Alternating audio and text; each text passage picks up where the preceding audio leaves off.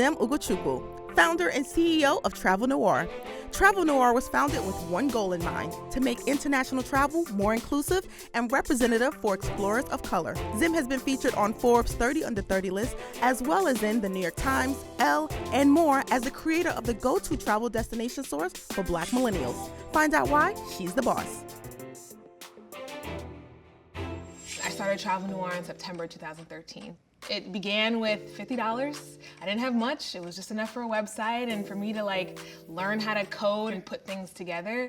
What made me want to start Travel Noire was, right after I graduated college, I got the opportunity to move abroad to India to work for a year. So I think that's probably the first time that I fell in love with travel. When I was in India, I would never see any African American tourists, and that was something that really bothered me. I thought about it, and I said to myself, you know, it'd be really interesting if I started something where people could kind of share their thoughts and what it's like to travel as a person of color abroad. I know a lot of people have this desire to really explore the world or live their lives on their own terms. And so what we do is we create a roadmap to make that happen. When I first started the Travel Noire Instagram, I would spend hours trying to find one big, beautiful image. If we were to put out something that was less than, people would know it immediately because it doesn't fit within our entire branding strategy. And that strategy is clean, simple, timeless, big, beautiful images of brown excellence.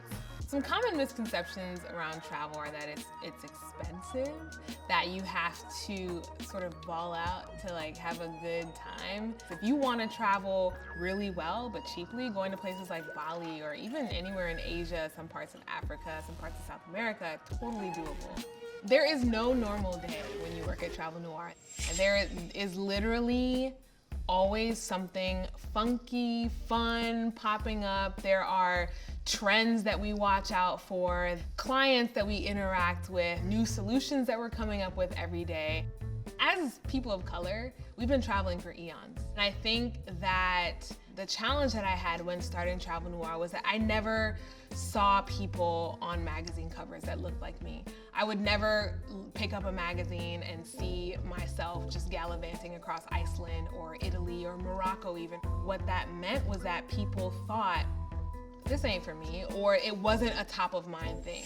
As an entrepreneur, I tend to have a lot on my plate. So I need to have some hobbies to balance me out. I'm a classically trained pianist. I've been singing ever since the tender age of 4, and I dabble in a little bit of photography. The advice that I would give somebody who wants to be an entrepreneur, the first thing that pops in my head is don't. That's the first thing. And the reason that I say that is unless you are ready to lay everything on the line, and I mean everything. I mean your pride, your heart, your wallet, everything on the line, then entrepreneurship isn't for you. Yes, it's beautiful to think about these really excellent ideas and seeing yourself in really great places and impacting a lot of people. But the reality is I work twice, maybe even 3 times as hard as I did when I was working for somebody else. And that's the kind of commitment, that's the kind of sacrifice that you have to make.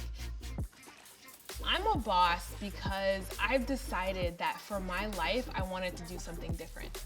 I created a lane for myself that I can be proud of. I'm living the life that I am proud to live. And I think that I'm a boss because I've created a way for other people to sort of join that lane and build something beautiful, incredibly beautiful. I've sort of taken my own dreams under my own wings, and I'm kind of moving forward.